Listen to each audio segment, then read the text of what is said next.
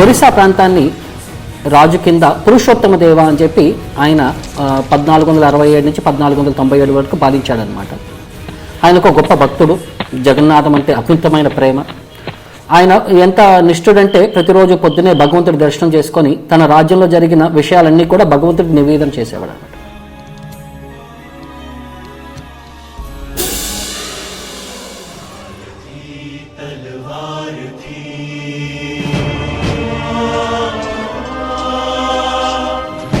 పురుషోత్తమ దేవుడు ఎంత ప్రయత్నించినా సరే ఆ యుద్ధంలో గట్టిగా ఓడిపోతాడు.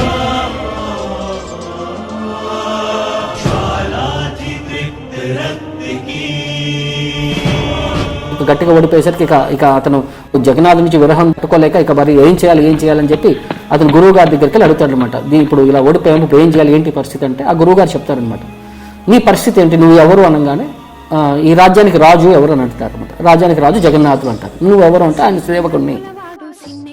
మరి రాజ్యం తరపున స్వతహాగా ఎలా నువ్వు నిర్ణయం తీసుకోగలిగావు, రాజు ఉన్నప్పుడు రాజు పర్మిషన్ తీసుకున్నావు నువ్వు అని చెప్పి అలా చెప్తాడు అనమాట. అంటే నువ్వు వెళ్ళి జగన్నాథునికి నువ్వు సరెండర్ అయ్యి జగన్నాథుని యొక్క పర్మిషన్ తీసుకో, తర్వాత ఆయన చూసుకుంటాడు అన్నట్టు అతనికి మనోధైర్యాన్ని కల్పిస్తాడు అంటే. ఈ యుద్ధం యొక్క పర్యవసానం ఏంటంటే ఎవరు ఓడిపోతారో వాళ్ళు వాళ్ళ ఇష్టదేవాన్ని అవతల వాళ్ళకి సమర్పించుకోవాలని. పురుషోత్తమ దేవుడు ఆయన గురువు గారు చెప్పినట్టు విధంగానే జగన్నాథ్ ముందుకు వెళ్ళి జగన్నాథ్ యొక్క సుందరమైన ఆహ్లాదకరమైన దర్శనం చూసుకుంటూ భగవంతుని ప్రార్థించుకుంటూ భగవంతుడికి తన మనసులో ఉన్న నివేదన చెప్తాడనమాట. ఈ విధంగా నేను కోల్పోబోతున్నాను, నీ నుంచి విరహం నేను ఉండలేనన్నట్టు కొంచెం జగన్నాథుని కొంచెం గట్టిగా అడుగుతాడనమాట, నాకు సహాయం చేయండి అని చెప్పి.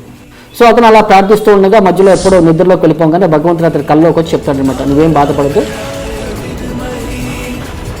సో అతనికి కంచిలో రాజు అయిన సాలువ నరసింహ అతని యొక్క కూతురైన పద్మావతికి సంబంధం నిశ్చయం చేసుకుంటారు.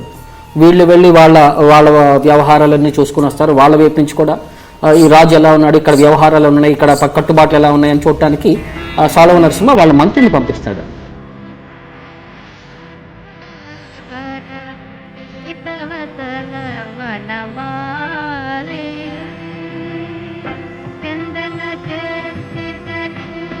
ఆ సమయానికి ఇక్కడ జగన్నాథుడికి రథయాత్ర జరుగుతుంది.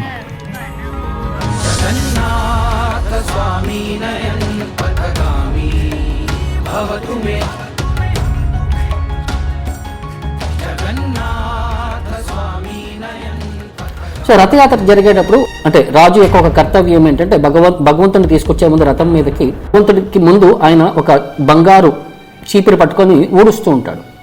అంటే దీని యొక్క ప్రాశిష్ట్యం ఏంటంటే భగవంతుణ్ణి మన హృదయంలో ఉండే కల్మషాలన్నీ పారద్రోలి భగవంతుని మన హృదయంలోకి ఆహ్వానిస్తున్నట్టు.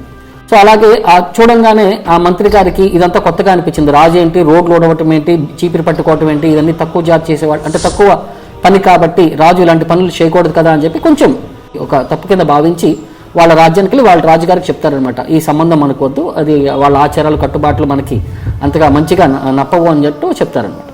సో వాళ్ళ సంబంధాన్ని క్యాన్సిల్ చేసుకుంటున్నామని చెప్పి పురుషోత్తమ దేవుడికి ఇన్ఫర్మేషన్ పంపిస్తారన్నమాట. సో అది విధంగానే పురుషోత్తమ దేవుడికి కొంచెం కోపం వస్తుంది. ఆ కోపంతో పాటు వీళ్ళకి ఎలాగైనా సరే బుద్ధి చెప్పాలి అని చెప్పి వాళ్ళపైన యుద్ధాన్ని ప్రకటిస్తాడనమాట. యుద్ధాన్ని ప్రకటించినప్పుడు ఇతని సైన్యంతో పాటు వెళ్తారు. వాడు ఎంత ప్రయత్నించినా సరే ఆ యుద్ధంలో గట్టిగా ఓడిపోతాడు.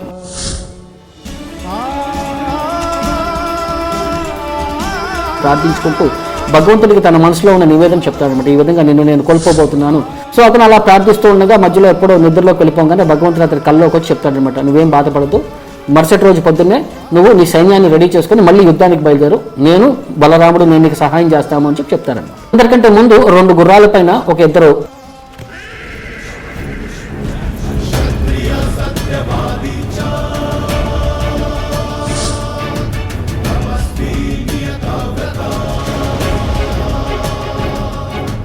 నల్లగా ఉండే వ్యక్తి తెల్లగుర్రం పైన, తెల్లగా ఉండే వ్యక్తి నల్లగుర్రం పైన వెళ్తున్నారనమాట.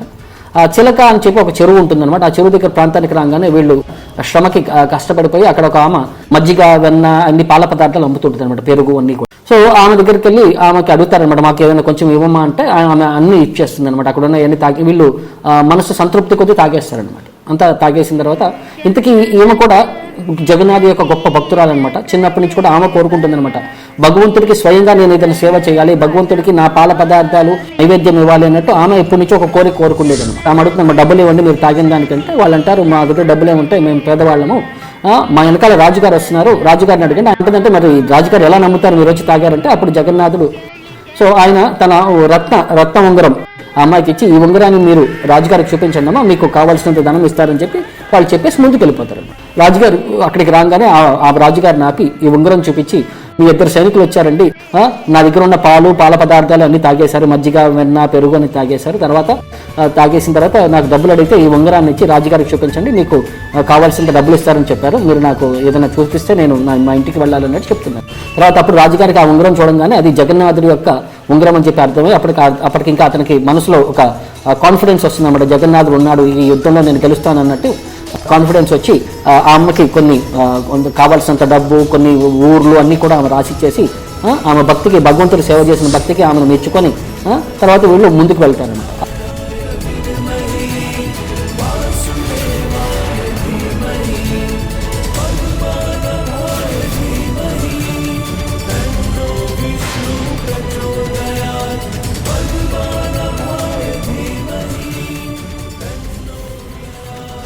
ఆ యుద్ధంలో వీళ్ళు చాలా బాగా గెలుస్తారు, సలవ నరసింహని ఓడించేస్తారు.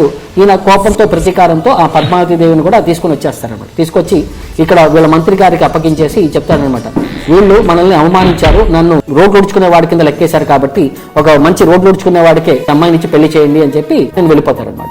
సో ఆ అమ్మాయి కూడా చిన్నప్పటి నుంచి విష్ణు నా కంచిలో వరదరాజస్వామికి ఒక గొప్ప భక్తురాలన్నమాట. ఆమె కూడా భగవంతుని ప్రార్థిస్తుంటుంది, ఆమెకి ఏంటి పరిస్థితి అన్నట్టు. సో అప్పుడు ఈ మంత్రి గారు కూడా భక్తుడై ఉండటం వల్ల ఆమె కూతురులాగా చూసుకొని ఆమెకి అన్ని ఆభరణాలు బట్టలు అన్ని ఇచ్చి ఆమెకు చెప్తాడనమాట, నిన్ను ఈ రాజుగారికి ఇచ్చి పెళ్లి చేస్తాను కానీ కొంచెం ఇచ్చి ఉండాల్సింది అని చెప్పి చెప్తాడనమాట. మళ్ళీ తర్వాత ఈ సందర్భం జరిగి ఆల్మోస్ట్ మళ్ళీ సంవత్సరం అవుతుంది, మళ్ళీ జగన్నాథుడు రథయాత్ర వస్తుంది. ఈ సమయానికి రాజు మళ్ళీ భగవంతుడి ముందు చీపిరి తీసుకొని భగవంతుడి ముందు ఊడుస్తూ భగవంతుని ఆహ్వానిస్తుంటాడు రథం పైకి అనమాట. అప్పుడు మంత్రి గారు వచ్చి రండి వేరే పని ఉందంటాడు అనమాట. ఆ అమ్మాయిని తీసుకొచ్చి ముందు పెట్టి మీరు చెప్పారు కదా మీరు మన రాజ్యంలో ఉండే ఒక మంచి ఊడ్చేవాడికి ఇచ్చి పెళ్లి చేయమండి అని చెప్పి, నాకు మీకంటే ఇంకా మంచిగా రోడ్లు ఊడ్చేవాడు ఇంకెవరో దొరకలేదు, సో అందుకని చెప్పి మీకే నేను ఇచ్చి పెళ్లి చేయాలనుకున్నాను అని చెప్పి అతనికి ఇచ్చి అక్కడ పెళ్లి చేపిస్తారు. అందరూ కూడా సంతోషంగా ఉంటారు. సో వీళ్ళ భక్తికి వీళ్ళు జగన్నాథ్ యొక్క సేవకి వీళ్ళకి ఒక మంచి గొప్ప కొడుకు పడతాడు. అతను కూడా ప్రతాపరుద్ర చైతన్య మహాప్రభు టైంలో అతను కూడా చైతన్య మహాప్రభు యొక్క కృపకి పాత్రుడారయ్యాడు అనమాట. భక్తుల సాంగత్యం భగవంతుడి యొక్క కృప ఉంటే ఆధ్యాత్మికంగా ఎంత ముందుకు వెళ్ళొచ్చు అనేది దీని యొక్క ఒక ఉదాహరణ. సో అలాగే మనకి ప్రభుపాదుల వారి కృప వల్ల ఈ భక్తుల యొక్క లీలలు భగవంతుడి యొక్క లీలలు వీటి గురించి అన్ని తెలుసుకోవడం వల్ల భగవంతుడు అనేవాడు భక్తుల కోసం ఎంత ప్రయత్నిస్తున్నాడు అందరికీ తెలియాలని చెప్పి, భక్తుల యొక్క గొప్పతనాన్ని కూడా అందరికీ తెలియాలని చెప్పి భగవంతుడు కూడా ఈ విధంగా ప్రయత్నిస్తుంటాడు. ఈ లీలలన్నీ కూడా మనల్ని భగవంతుడి దగ్గరికి తీసుకువెళ్ళడానికి ఒక గొప్ప మార్గం అన్నమాట. సో అందరూ కూడా ఈ భగవన్నామ సంకీర్తన చేస్తూ హరికృష్ణ మహామంత్రం జపం చేస్తూ ఆధ్యాత్మిక పుస్తకాలను భగవద్గీత భాగవతం చదువుతూ ప్రభుపాదుల వారి లెక్చర్లు ఉపదేశాలన్నీ వింటూ మనం కూడా మన జీవితాన్ని ఒక మంచి మార్గంలో పెట్టుకొని భగవంతుడి యొక్క ఆజ్ఞానుసారం మనం జీవిస్తే ఒక గొప్ప అవకాశం అని ఇది మనం భావించవచ్చు అన్నమాట. Because we do not hear Krishna Katha on account of dirty things in the heart. So we have to cleanse it. That process is Chetadappanamarjanam Parang Vijayate Sri Krishna Sankirtan. If we chant and dance, then the dirty things become clean. Chetadappanamarjanam.